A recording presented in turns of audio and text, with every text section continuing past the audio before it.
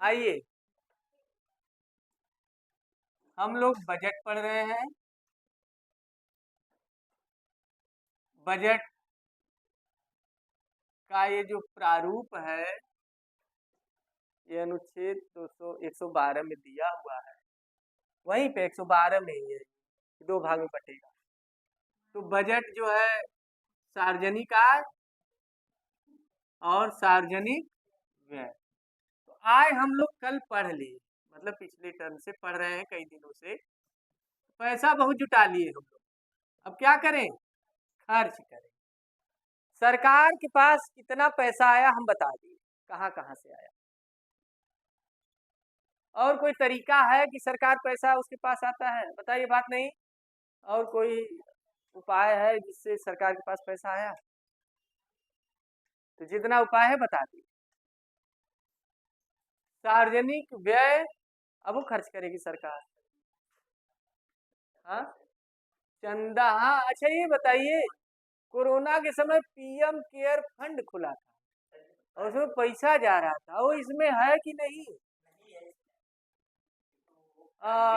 जो भविष्य निधि उस निधि है, लोग खाता वगैरह, वो उसका इसमें जोड़ देते हैं तो दिखाते हैं तो इसमें रहता है, व्यय में भी। अगर इसमें आय में जोड़ेंगे तो व्यय में भी रखेंगे, लेकिन पीएम केयर फंड इसमें है ही नहीं, आय में नहीं है, बजट में नहीं, अलग से है।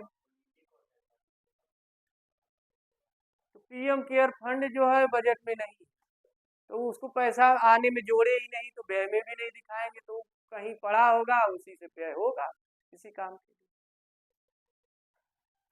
तो आइए, पीएम केयर फंड नहीं है, इनकम पूरा पैसा मोदी जी अपने झोला में रखे हैं। देखिए कम निकालते हैं। आइए देखिए सार्वजनिक व्यय।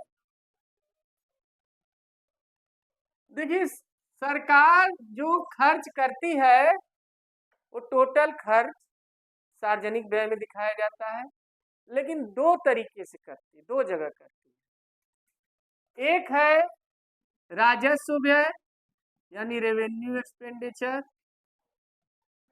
इसे देखिए, राजस्व आय को हम लोग करेंट अकाउंट कहते थे, चालू खाता कहते थे ना, लेकिन इसको करेंट डेफिसिट नहीं कहते, ये उपभोग व्यय है, कंजप्शन डेफिसिट है, कंजप्शन व्यय है, उपभोग व्यय इसको कहते हैं। राजस्व व्यय को क्या कहते हैं? उपभोग व्यय, कंजम्पशन डेफिसिट। और दूसरा है पूंजीगत व्यय, ये है रेवेन्यू एक्सपेंडिचर,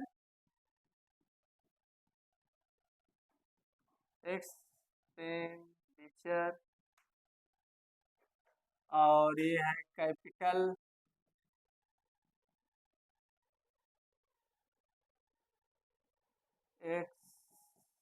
एक्सपेंडिचर। आइए सबसे पहले हम लोग राजस्व व्यय को देखेंगे। राजस्व व्यय में क्या शामिल होता है?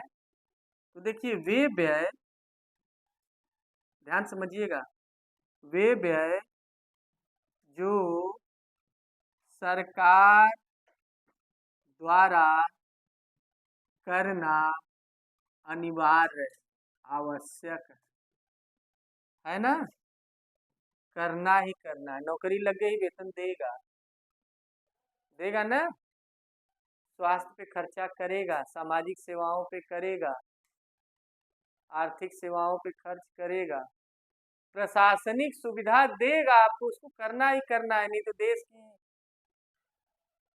लोक व्यवस्था बिगड़ जाए।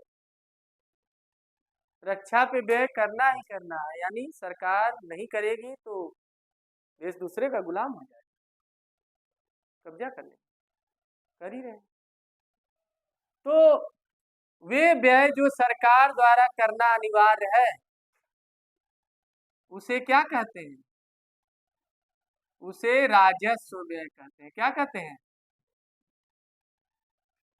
अब इतने से ही काम नहीं चलता, इसकी और लंबी परिभाषा हो जाती है। इसमें वे व्यय शामिल होते हैं जो कल्याणकारी होते हैं। कैसे होते हैं? पब्लिक वेलफेयर से जुड़े होते हैं, लोक कल्याण से जुड़े होते हैं, करना ही करना है। लोक कल्याण, पब्लिक वेलफेयर के लिए जो काम किए जाते हैं वो इसमें शामिल है, लोक कल्याण के लिए। लेकिन ये ध्यान रखिएगा, इसमें जो खर्च करती है सरकार, वे खास तौर से जरूरत होती है देश की, उसको करना ही पड़ता है। यानी सरकार रियल में जो खर्च कर रही है वो इसी पे पैसा खर्च कर रही है। जो बजट बनाती है ये तो करना ही करना है राजस्व व्यय पे खर्च, क्योंकि ये देश चलाने के लिए ये जरूरी है। इसमें है पूंजीगत व्यय में क्या है, इसमें वे खर्च हैं, वे अच्छा ये जो इस पे जो खर्च करती है ना,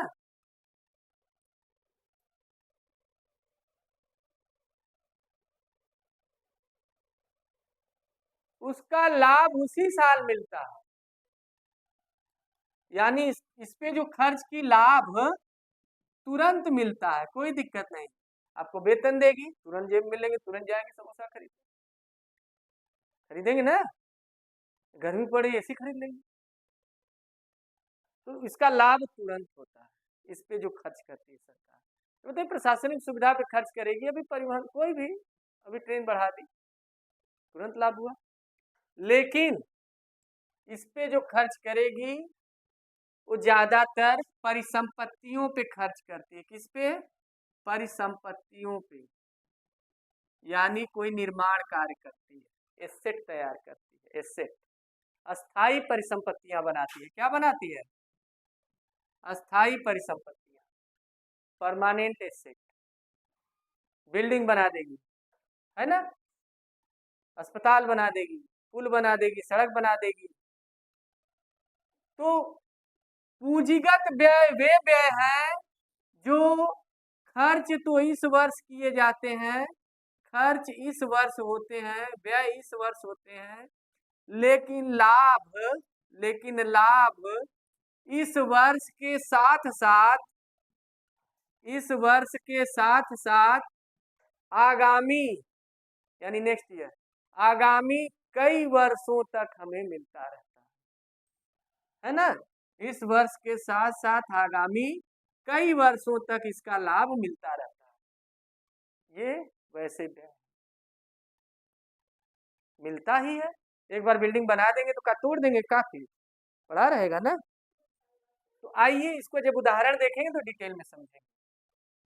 तो आइए सबसे पहले हम लोग राजस्व व्यय पे देखते हैं। ये समझ में आया कि नहीं, ईमानदारी से बताइए। दोनों में थोड़ा सा अंतर है। ये जो खर्च किए तुरंत लाभ हुआ, इसका करना सरकार की अनिवार्यता है, बाध्यता है, ये करेगी ही करेगी। जबकि इसका करना सरकार की बाध्यता नहीं है, लेकिन देश के आर्थिक संसाधन को बढ़ाने के लिए वो ऐसा करती है। इसका लाभ आज के अलावा भविष्य में भी मिलता रहेगा, लेकिन इसका लाभ, हाँ, इसका लाभ अगर यही पैसा जुटा के आप कुछ और बना दिए तब तो वो हो गया। भविष्य के लिए सोचने लगे तो पूंजीगत व्यय में आ गया। ठीक है, आइए अब राजस्व आय हम लोग पढ़ेंगे और अच्छे से समझिएगा। अरे राजस्व व्यय, रेवेन्यू एक्सपेंडिचर,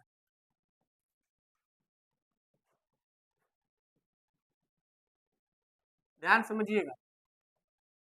बताए कि इसमें वे व्यय शामिल है जो करना सरकार की जिम्मेदारी है, लाइबिलिटी है, देयता है ना, सरकार की, और सरकार की अनिवार्यता भी है, और लोक कल्याण के लिए, पब्लिक वेलफेयर के लिए गवर्नमेंट को ये करना पड़ता है, सरकार करती है। और इसका लाभ जबकि व्यय किया गया है, जब खर्च किया गया है उस साल होता रहता है, मिलता रहता है। ये है इसका बेनिफिट। अब इसके उदाहरण में जैसे देखिए राजस्व व्यय में क्या क्या शामिल है। जितना भी सरकारी सेवाओं पे होने वाला व्यय है, किस पे? सरकारी सेवाओं पे, government service, expand on government service, सरकारी सेवाओं पर होने वाला खर्च, होने वाला व्यय, एक्सपेंड ऑन गवर्नमेंट सर्विस। या गवर्नमेंटल सर्विस। सरकारी सेवाओं पर क्या क्या खर्च होता है आप खुद ध्यान करिए। सरकार ढेर सारी सेवा देती है, जैसे देखिए इसमें, अगर इसमें देखेंगे तो सबसे पहले आ जाएगा सामाजिक सेवा। सामाजिक रक्षा पे आइए, सबसे पहले रक्षा शुरुआत करते हैं, सेना सबसे जरूरी। रक्षा सेवाएं देती है सरकार, देती है ना, डिफेंस। आप देखते होंगे बजट में 10%, 8% रक्षा पे चला जाता है, लेकिन आप कभी ध्यान दीजिएगा रक्षा सेवा में आप देखेंगे कि मान लीजिए सैनिकों को खाना खाना है, उनको वर्दी, उनको भोजन के अलावा अन्य सुविधाएं, रसद वगैरह जो कुछ भी उनका, उनके वेतन पे खर्च, किस पे? वेतन, खाद्य सामग्री, खाना खाएंगे ना, नहीं खाएंगे तो फिर हाँ, इस सब पे जो खर्च होता है वो इसमें ऐड होता है, क्योंकि आपको हम बता दें रक्षा व्यय दोनों में आता है, पूंजीगत में भी राजस्व। कैसे पकड़ेंगे? अगर वेतन पे खर्च हुआ, खाद्य सामग्री पे हुआ तो राजस्व व्यय में आ गया, लेकिन वही अगर उनके सड़क बना दिए हो आने जाने के लिए, बीआरओ बनाती है ना, बॉर्डर रोड, सड़कें बनाती है, सीमा सड़क संगठन है, बॉर्डर की रोड बनती है, कहीं जो स्टेशन बना दिए, छावनी बना दिए, कोई बिल्डिंग बना दिए, है ना, वो सब व्यय किस में जाएगा? पूंजीगत। जाएगा कि नहीं? उसका लाभ इस साल के अलावा अगले साल भी मिलता रहेगा ना, तो जितना निर्माण कार्य है अपने दिमाग में ध्यान रखिएगा वो पूंजीगत है। ठीक, तो रक्षा सेवा तो दोनों में आ गया है, किस में क्या पूछ रहा है इस पे ध्यान रखिएगा कि सैनिकों पर दिए किया जाने वाला वेतन पे खर्च। हाँ ठीक, ठीक है, इसी को रक्षा या प्रतिरक्षा व्यय कहते हैं। क्या कहते हैं? रक्षा या प्रतिरक्षा व्यय। ठीक है, सरकारी सेवाओं में ढेर सारी हैं, इसके अलावा है आपका प्रशासनिक सेवा पे होने वाला व्यय। प्रशासन जानते हैं, एक समय था कभी हम बताए थे शासन और प्रशासन में अंतर, तो प्रशासनिक सेवाओं पर होने वाला व्यय,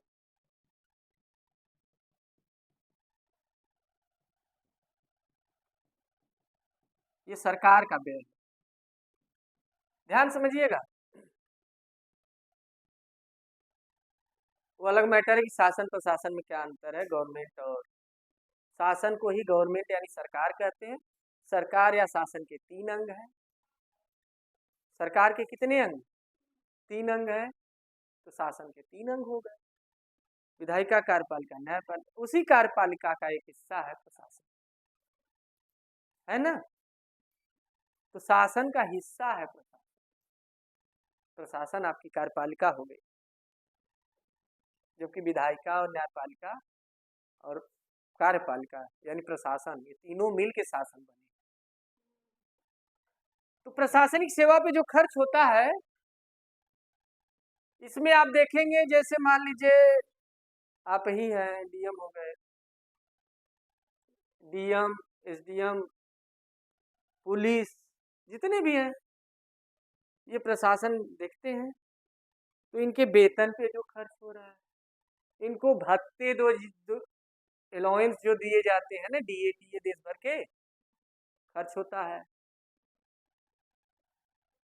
इसके अलावा सुविधाएं इनको जो दी जा रही हैं उस पे जो खर्च हो रहा है प्रशासनिक व्यवस्था के लिए, हो सकता है कि मच्छर मारने वाली दवा छिड़कना पड़ जाए, है कि नहीं, तो खर्चा हो रहा है ना, उसी साल फायदा ना होगा, दवा छिड़केंगे 2 साल बाद, इसी साल फायदा होगा ना, तुरंत होगा।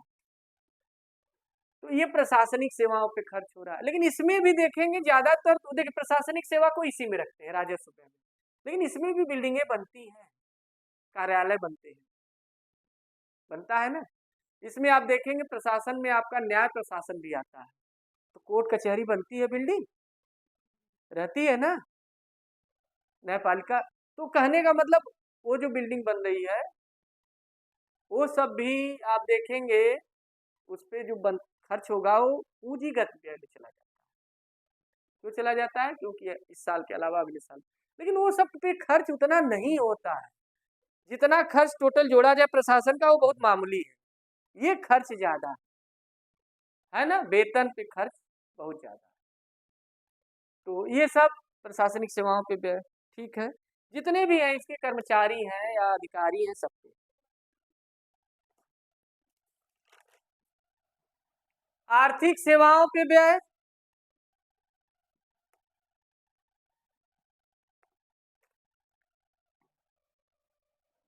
आर्थिक सेवा, आर्थिक सेवाओं पे व्यय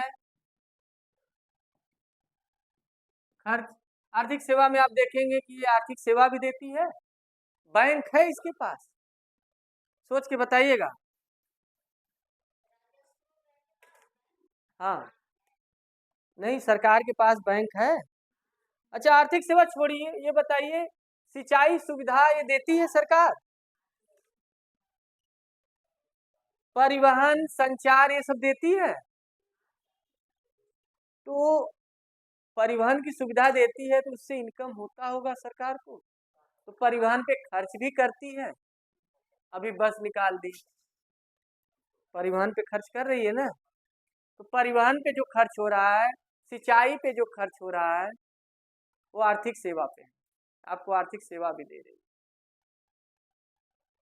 तो सरकार की ढेर सारी सेवाएं हैं, ये ध्यान रखिएगा। सामाजिक और सामुदायिक सेवाएं भी है, ये भी सरकारी सेवा में आती है, सामाजिक एवं सामुदायिक सेवाएं। सामुदायिक सेवा, देखिए सामाजिक और सामुदायिक में अंतर क्या है? सामाजिक मतलब समाज से होता है, समुदाय मतलब कई समाज के लोग, हर समाज के लोग, हर वर्ग के लोग जिसमें शामिल हो, समुदाय हो जाता है ना। तो सामाजिक सेवा भी देती है, सामुदायिक, जैसे आप देखिए जगह जगह रैन बसेरे बना देती है, या ये रही है ना, सुलभ कॉम्प्लेक्स की सुविधा देती है, तो जो भी देती है। अच्छा, इसके अलावा भी और ढेर सारी सुविधाएं देती है जो आपके जीवन स्तर को बढ़ाती है, जैसे स्वास्थ्य, दवा अगर देखिए ये समझ लीजिएगा, अगर अस्पताल बनवा रही है तो पूंजीगत व्यय में चला जाएगा, लेकिन दवा पे जो फ्री में दवा देती है आपको, देती है ना सामुदायिक सेवा, फ्री में जो दवा दे रही है, टीका लगवा रही है, उसका राजस्व व्यय में जाएगा, इसमें आएगा, है ना। कोई सूचना वगैरह दे रही है आपके यहाँ, जैसे कोई भी सूचना या युवा महिला से संबंधित, खेल कूद से संबंधित कोई लाभ दे रही है, तो ये सारा सुविधा इसी में शामिल है। खेल कूद हुआ, परिवार कल्याण से संबंधित, जैसे कि जच्चा बच्चा केंद्र होता है, कोई सुविधा दी कि मान लीजिए चलिए डिलीवरी फ्री है, ये फ्री है, वो फ्री है, टीका लगवाना फ्री है ना, पोषण के लिए दे देती आंगनबाड़ी वगैरह में जो खाना पीना मिल रहा है ना, वो इसी में आता है। तो सरकार की ढेर सारी सेवा और खर्च हो रहा है, सामुदायिक सेवा बच्चों को दिया जाता है ना, ठीक है। तो ये तो सरकारी सेवाओं पे होने वाला व्यय हम लोग देखें। आगे देखिए दूसरा, सब्सिडी। एक चीज ध्यान रखिएगा, सबसे ज्यादा वेतन पे भी खर्च होता है, वेतन पे भी ना, जितने भी सरकार के कर्मचारी हैं, कर्मचारियों को जो वेतन मिलता है, ध्यान से बता दे रहे हैं, कर्मचारियों या अधिकारियों को वेतन और भत्ते जो मिलते हैं वो सब इसी में आते हैं, इसी में।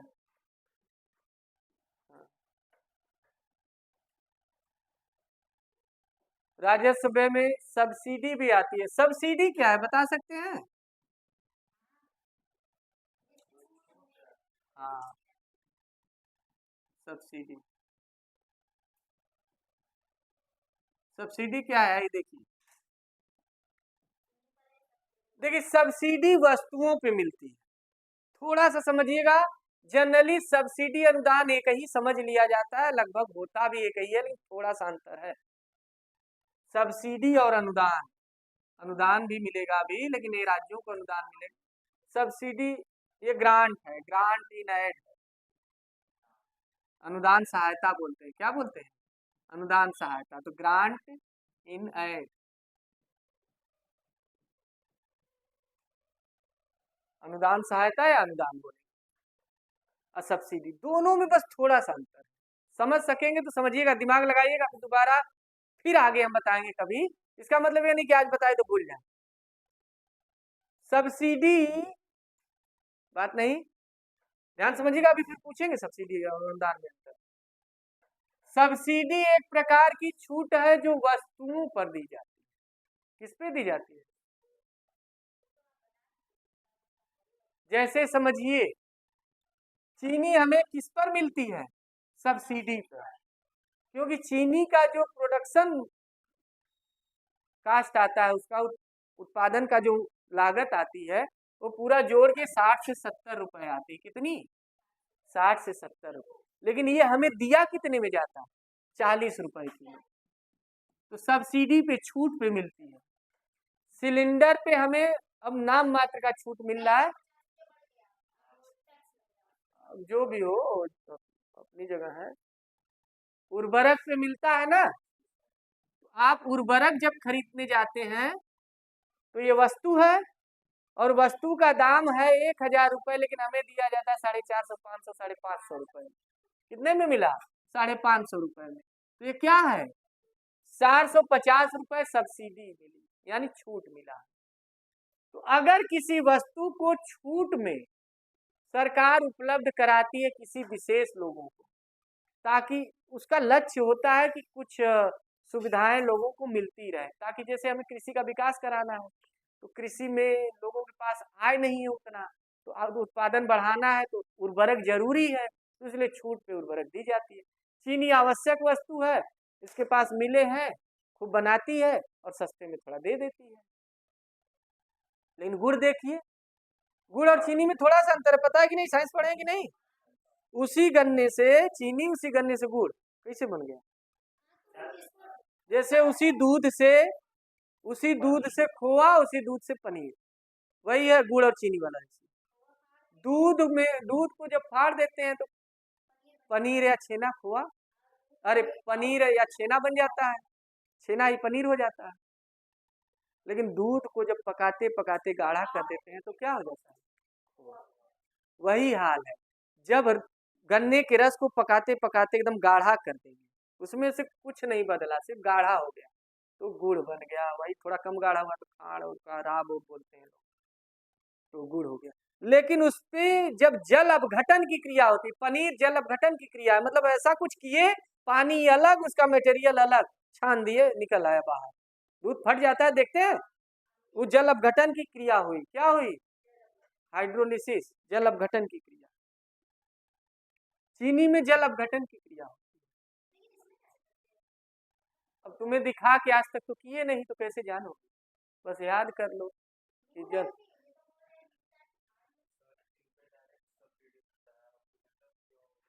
वो दिखावा करते हैं, वो दिखावा करते हैं कि हम पहले पूरा पैसा ले लेंगे, 50 रुपए आप पे देंगे, आपको लगेगा 50 रुपया मिला, वो दिखावा है।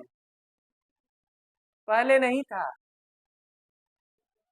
पहले उतने में ही मिलता था। आपको याद करिए, आज से 7-8 साल पहले, 10 साल, हमें याद है 8-9 साल पहले उतने में ही मिलता था, दिखावा नहीं होता था, मिलता ही था, वापस नहीं आता था। लेकिन ये दिखावा, जो मोदी सरकार है, इसमें दिखावा बहुत है। ये दिखावा करते हैं कि हम ले रहे हैं, फिर आपको दे दे रहे हैं। नहीं तो कैसी जनता जानेगी कि सब्सिडी का छूट मिल रहा है? जो पढ़े हैं वही जानेंगे। यो किसी दिन मोदी सरकार यो कर देगी, चीनी खरीदो, जितना खरीदना है खरीदो, 60 रुपए किलो खरीदो, बाद में इतना वापस मिलेगा, 20 रुपए, और हम बाद में धीरे धीरे 20 रुपए मिलेगा, 15 रुपए, 10 रुपए, पता चला वो खत्म। तो वो तो दिखावा है, दिखावा है ना। आइए देखिए, ग्रांट इन एक्ट, अनुदान के अलावा, हाँ अनुदान में ये नहीं बताया, अनुदान और सब्सिडी में क्या अंतर है। तो सब्सिडी आपने देख लिया, बात नहीं, वस्तु और सेवा पे मिलता है, वस्तु पे जो छूट है। अनुदान क्या है, ध्यान समझिएगा। अनुदान सरकार आपसे कहती है कि आप कुछ काम करिए, वो काम कर देंगे, उस पर जितना खर्च आएगा उस पर हम कुछ आपको दे देंगे। जैसे आप पे मकान बनवाने के लिए दे देंगे, क्या दे देंगे, मकान। प्रधानमंत्री आवास योजना, समझिए, सुनिए हम बता रहे हैं, सुनिए पहले। मकान बनाने के लिए कहेगी मकान बनाइए आप, जनरली दोनों एक ही है, लेकिन अंतर है बेसिक, वही बता रहे हैं। कुछ क्रियाएं करने के लिए कहेगी, और वो क्रियाएं जब आप करेंगे तब उसमें जो खर्च आया उसका कुछ आपके अकाउंट में आपको दे देगी, वो ऐसे करेगी, वो अनुदान।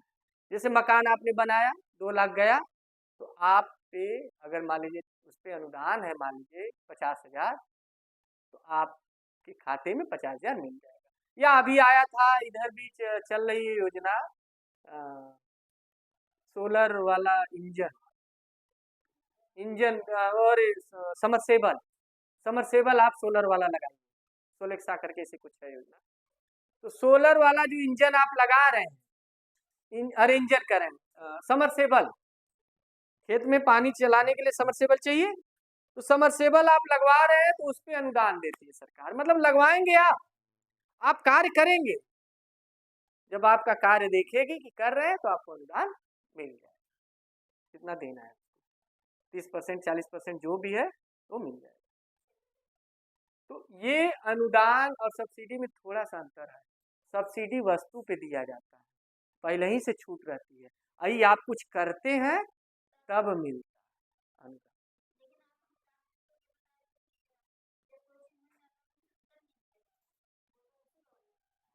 हाँ, कहाँ रिटर्न होगा। और ये राज्यों को जो अनुदान दी जाती है, देखिए हम लोगों को मिला अनुदान, अब कहाँ रिटर्न होगा, एक प्रकार का दान है, मकान बना ले लीजिए, इतना दान दे देंगे। अनुदान क्या है, एक प्रकार का दान है। अब इसमें देखिए राज्य सरकार को भी अनुदान देती है, विदेशों को भी अनुदान देती है, राज्यों को अनुदान देती है कि नहीं। हाँ, ढेर सारे राज्य, अभी बाढ़ आ जाए देखिए अनुदान देगी राहत।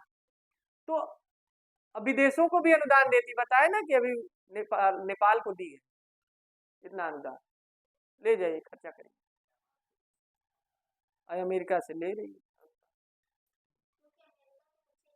हमें लगता है अमेरिका जिसे 1 करोड़ दे देता है तो 5 करोड़ 20 लाख की नौक पकड़ा देती, लाता वर्ष मिला लेता हूँ खर्चा कर। तो आइए ठीक है, ये अनुदान है, ध्यान समझिएगा। राज्यों को भी अनुदान दी जाती है। ये खर्च हुआ, किसका खर्च हुआ, पूंजीगत व्यय का, अरे राजस्व व्यय का। किसका खर्च हुआ, राजस्व व्यय का, ठीक है। ब्याज अदायगी भी करती है सरकार, यही तो हम पढ़ा रहे थे, ब्याज अदायगी, ब्याज देना, अदा करना। मतलब आप किसी से उधार लिए थे, बारो उधार लिए थे कभी, आज वो ब्याज चुका रहे हैं। तो जो ब्याज आप चुकाते हैं, अभी उधार नहीं चुकाए, ब्याज खाली चुका रहे हैं, इंटरेस्ट। तो जो ब्याज आप चुकाते हैं वो किसमें जोड़ेंगे, खर्च तो हो गया, तो राजस्व व्यय में, ये खर्च राजस्व व्यय में जाएगा। लेकिन उधार जब चुकाएंगे, पूंजीगत व्यय, हम बताएंगे ब्याज किसमें आएगा, राजस्व व्यय, ठीक। इसके बाद है सहायता, सरकारी सहायता भी आती है। सरकार सहायता भी करती है, नहीं करती है। हम तो देखते रहते हैं, कोनो साल नहीं बचा जिस साल नेपाल की सहायता न करे, भूटान की न करे, करते रहते।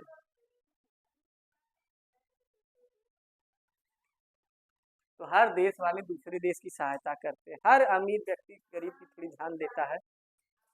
तो जो सहायता है ये किसमें जोड़ा जाएगा, राजस्व में। कोई पैसा दे दिए किसी देश को, थोड़ा सा सहायता कर दिए, वो राजस्व। किसी भी प्रकार की, जैसे बाढ़ आया, भूकंप आया, यहाँ तक कि राज्य सरकार की भी सहायता करती है, केंद्र सरकार करती है ना, बाढ़, भूकंप, महामारी,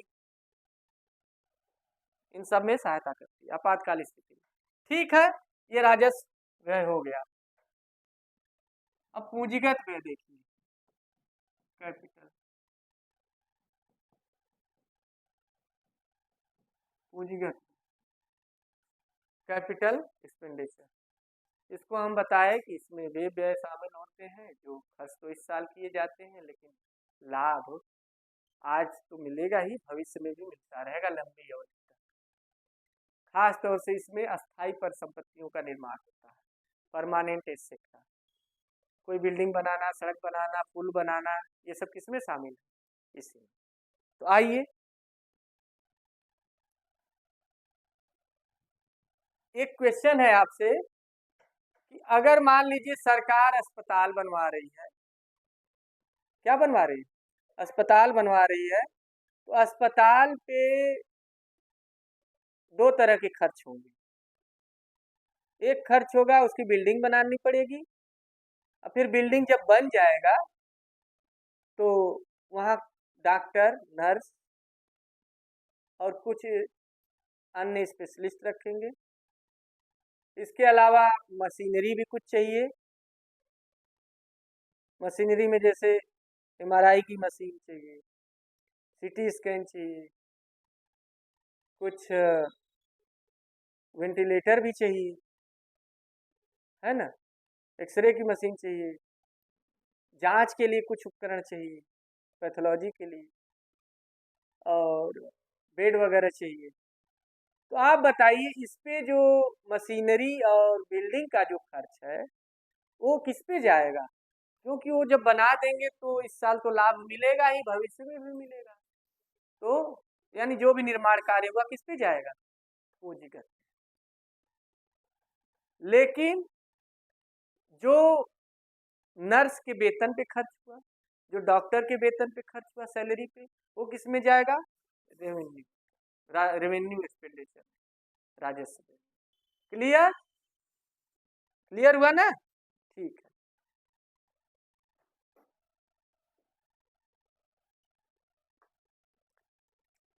तो आइए इसमें देखते हैं पूंजीगत व्यय में सबसे पहले अस्थाई परिसंपत्तियों का निर्माण। इसमें जितनी भी अस्थाई परिसंपत्तियां बनाते हैं, ये बताइए अगर ये टेंट लगा के कुंभ मेले का आयोजन करवा रहे हैं तो ये पूंजीगत व्यय है। हाँ, कुंभ मेले का आयोजन करवा रहे, टेंट लगवा के, तो अस्थाई परिसंपत्ति है।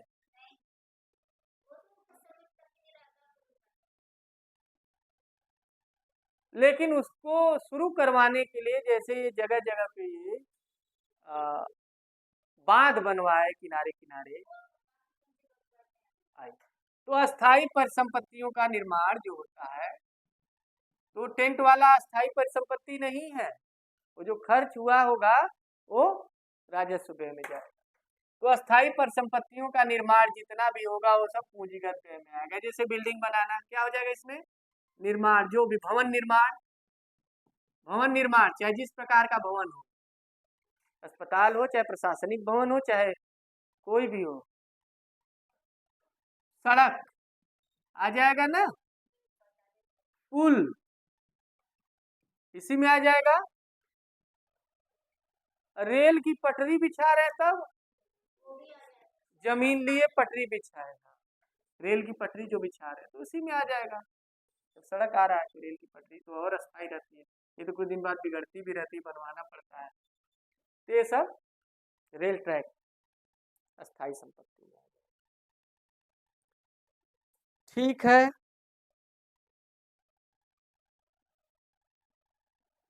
सरकार कर्जा भी देती है, सरकार द्वारा वितरित ऋण,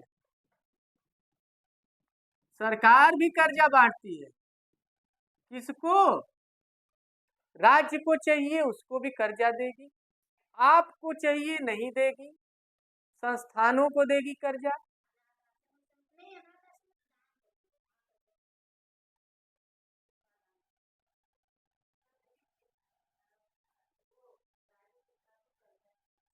काहे राज्य सरकार को चाहिए तो नहीं लेगी?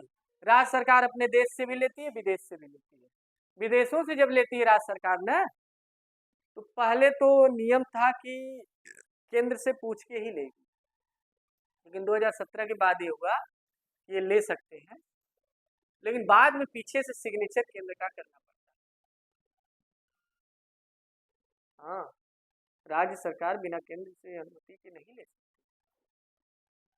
लेकिन केंद्र सरकार, क्योंकि देश और देश का मुद्दा होता है, बाहरी संबंध में किसका निर्णय होता है, देश का होता है।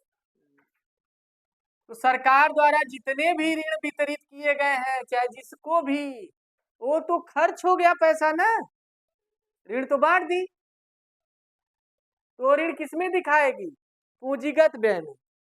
किसानों को भी ऋण देती है, नहीं देती है, किसानों को देती है ना, ठीक है, बैंक को भी देती है, विदेशी बैंक को भी देती है, ठीक है। ऋण अदायगी, तीसरा देखिए, ऋण अदायगी, ये बताइए वहां पे हम लोग पढ़े थे ऋण प्राप्त हुआ, अरे नहीं, वहां पे तो ब्याज प्राप्ति था, ब्याज अदायगी था। ऋण अदायगी, एक ऋण अदायगी है और एक ऋण वितरित करना है, दोनों में कुछ अंतर है, दोनों में कुछ अंतर है। ऋण वितरित करने का मतलब कि ऋण उधार दे रही है, ले जाओ, हमारे पास पैसा है, ले जाओ। ऋण अदायगी मतलब कभी उधार ली थी, आज वापस कर, रिटर्न, क्या हुआ, डेट रिटर्न, है कि नहीं, कभी उधार ली थी, आज वापस, अभी कर्जे में थी, आज वापस कर। यही क्या है, ऋण दे रही है, भविष्य में इसे मिलेगा, ये कर्जे में नहीं है बल्कि कर्जा दे रही है, इसमें क्या है, कर्जे में थी, आज ऋण चुका रही है ना, रिटर्न कर, ऋण अदायगी। तो जितना भी ऋण जिससे ली है, चाहे IMF से ली हो, विश्व बैंक से ली हो, चाहे किसी देश की सरकार से ली हो या किसी संस्था से ली हो, सब चुकाएगी, तो इसी में आ जाएगा ऋण अदायगी। लोक खाता व्यय भी देखिए, लोक खाता व्यय, पब्लिक अकाउंट पे जो खर्च होता है, जैसे हम बताए थे ना लोक खाता, याद करिए, कुछ याद आ रहा, भारत सरकार के 3 कोष, गांधी जी के 3 बंदर थे, ऐसे याद करिए, भारत सरकार के 3 खजाने, कंसोलिडेटेड फंड, लोक खाता और आकस्मिक कोष, 3 है, यानी संचित निधि, लोक खाता, आकस्मिक कोष।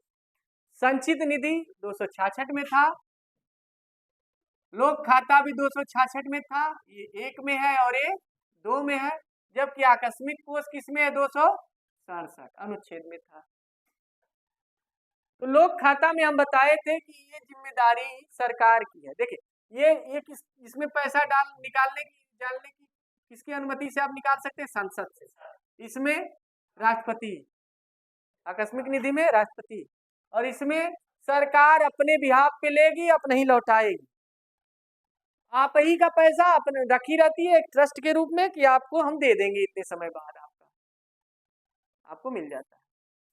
तो वही है लोक खाता, क्या क्या पैसा लेती है उसी पे तो खर्च करेगी। तो प्रोविडेंट फंड पे लेती है, किस पे लेती है, PF जिसे हम बोलते हैं ना, PF प्रोविडेंट फंड पे,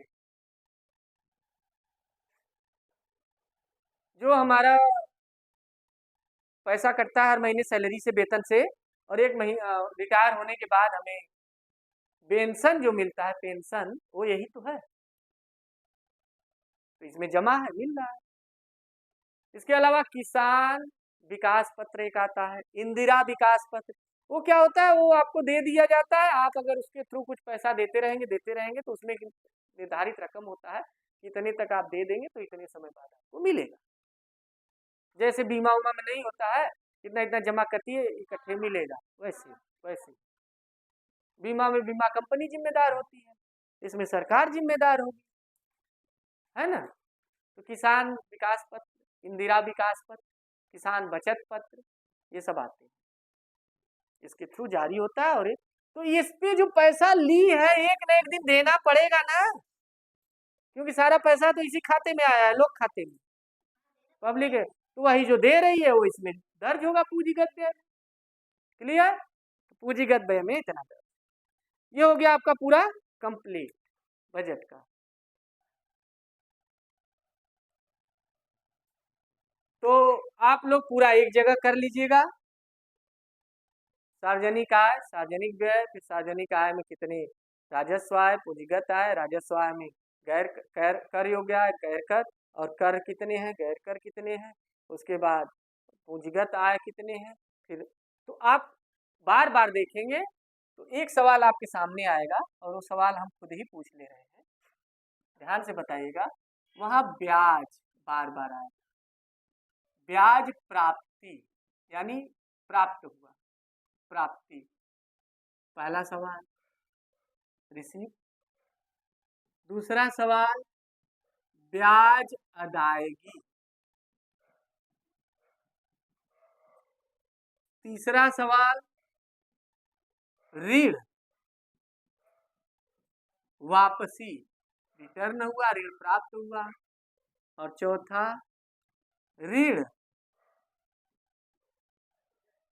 ऋण अदायगी, ऋण अदा किए, ऋण वितरित किए, अदायगी यानी वितरण, ऋण दिए, बांटे, डिस्ट्रीब्यूशन। ये चारों ऑप्शन, ये ऑप्शन है ए बी सी डी। आप लोग बताइएगा ये चारों में से बारी बारी कौन किसमें आएगा। हाँ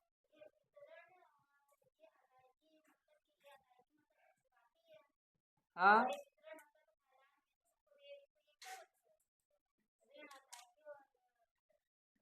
बता रहे हैं।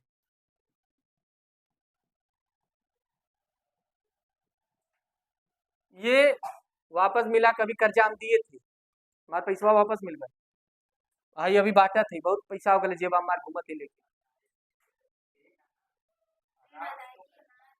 तो वही वितरण करेगा।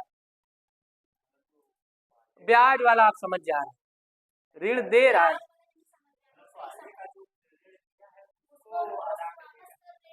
नहीं अभी अभी अभी बांट रहा है, ऋण खाली, चलिए ऋण, ऋण देना, ऋण देना, चलिए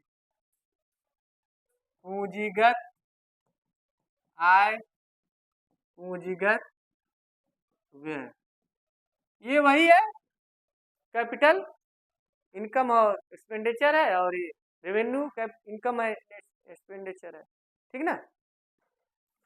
पहले क्वेश्चन आप ये बताएंगे, इसमें एक टिक लगाएं।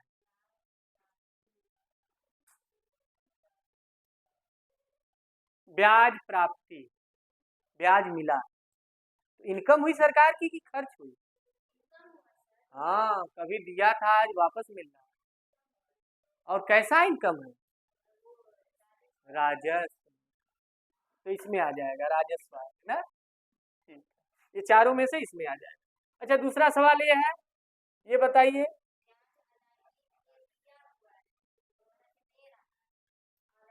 तो राजस्व यानी पैसा दे रहा है यानी खर्च हो रहा है,